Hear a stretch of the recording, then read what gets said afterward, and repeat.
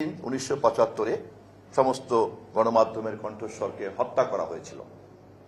অতএব আজকের এই দিনটি কেবলমাত্রই তা নয়, এমনও হতে পারে আমরা সকলে মিলে এই দিনটিকে বাংলাদেশের গণমাধ্যমের স্বাধীনতার দিবস হিসেবেও আমরা চর্চা করতে পারি অথবা নির্ধারণ করতে পারি।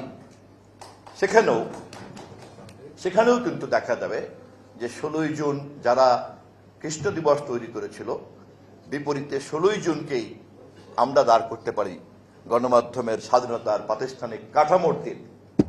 সম্ভবত ফ্যাসিবাদ এবং স্বৈরতান্ত্রিক মানসিকতার বিপরীতে গণতান্ত্রিক মূল্যবোধের এর চাইতে কোনো মধুর প্রতিশোধ আর হতে পারে না।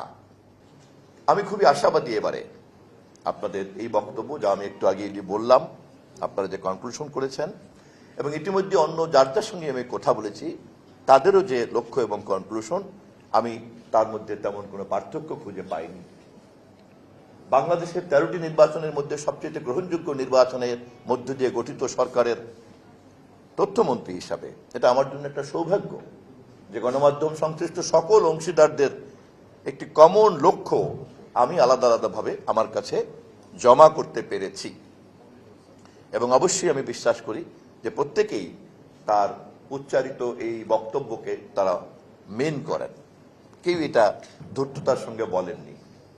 ফলে আমাদের জন্য একটা সুযোগ এসেছে আমাদের যার যার চিন্তা স্বকীয়তা, সেই স্বকীয়তার আলোকে আমাদের যার যার জোট বা ঐক্যবদ্ধ অবস্থান এবং সকল গণমাধ্যমের সকলকে নিয়ে একটা বৃহত্তর পরিসরে আমাদের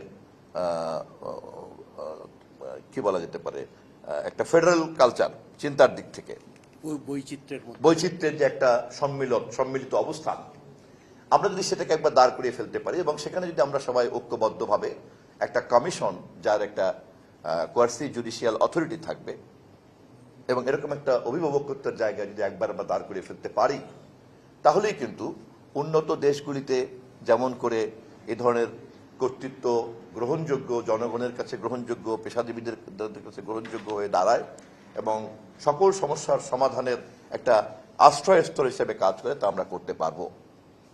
আমরা যদি এই মুহূর্তেও তুলনা করতে চাই ব্রিটিশ অফিস অফ কমিউনিকেশন অথবা মার্কিন যুক্তরাষ্ট্রের ফেডারেল কমিশন অফ কমিউনিকেশন অথবা ইউরোপিয়ান ইউনিয়নের যে কমিশন, আমরা খুঁজলেই দেখব যে এমনভাবে তারা তাদের নীতি এবং তাদের বিধিমালাগুলিকে সন্নিবিষ্ট করেছেন এবং এমনভাবে সংশ্লিষ্টরা সকলে সেটাকে অংশীদারিত্বের মধ্যে ঢুকে পড়েছেন যে সবাই এগুলোকে ওন করতে বাধ্য হন।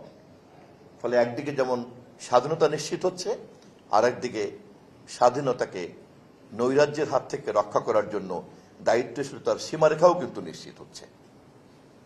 এবারে কিন্তু আমাদের সামনে একটা সুযোগ তৈরি হয়েছে।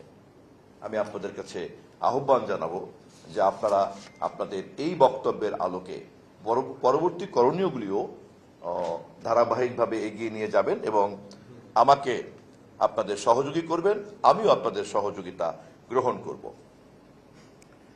আমাদের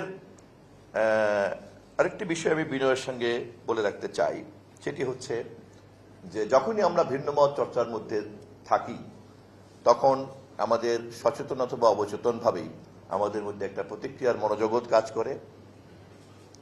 একই সঙ্গে আমাদের মধ্যে কিন্তু একটা নিজের মতের পক্ষে দৃঢ়তা দাঁড়ায় ব্যক্তিগতভাবে এবং এটাই যখন সম্মিলিত হয় তখন কিন্তু একটা সম্মতি উৎপাদন করার জন্য একটা বুদ্ধিমত্তা তখন প্রয়োগ করার প্রশ্ন দেখা দেয় এবং পৃথিবীর যাবতীয় ফ্যাসিবাদ অথবা যে কোনো আদর্শ দর্শন তার এই সম্মতি উৎপাদনের কাজটাকে এত গুরুত্ব দিয়ে ফেলে যে তখন বৈচিত্র্যের সহাবস্থানের কাজটি কিন্তু গুরুত্ব হারিয়ে ফেলে।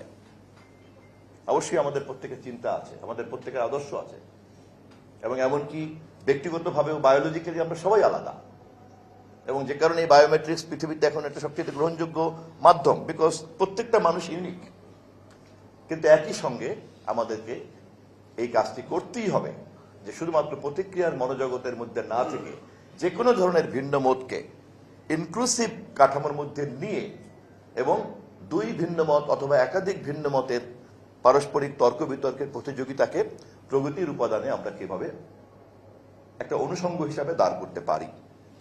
আমি নিশ্চিত যে এই কাজে আপনারা হবেন আমাদের সরকারের স্বাধীন গণমাধ্যম কমিশন গঠন করার উদ্যোগের একজন প্রধান অংশীদার। এই আশাবাদ আমি এমন দিনে ব্যক্ত করছি যেই দিন 1975-এ সমস্ত গণমাধ্যমের কণ্ঠস্বরকে হত্যা করা হয়েছিল। অতএব আজকের এই দিনটি কেবলমাত্রই তা নয়, এমনও হতে পারে আমরা সকলে মিলে এই দিনটিকে বাংলাদেশের গণমাধ্যমের স্বাধীনতার দিবস হিসেবেও আমরা চর্চা করতে পারি অথবা নির্ধারণ করতে পারি। সেখানেও কিন্তু দেখা যাবে যে 16ই জুন যারা কৃষ্ণ দিবস তৈরি করেছিল, বিপরীতে 16ই জুনকেই আমরা দাঁড় করতে পারি গণমাধ্যমের স্বাধীনতার প্রাতিষ্ঠানিক কাঠামোর দিন। সম্ভবত ফ্যাসিবাদ এবং স্বৈরতান্ত্রিক মানসিকতার বিপরীতে গণতান্ত্রিক মূল্যবোধের এর চাইতে কোনো মধুর প্রতিশোধ আর হতে পারে না। আমি আপনাদের সকলের কাছে আমার এই সীমিত প্রচেষ্টাকে আরো শক্তিশালী এবং বেগবান করার আহ্বান জানিয়ে আজকের মতো বিদায় নিচ্ছি। খোদা হাফেজ। বাংলাদেশ জিন্দাবাদ।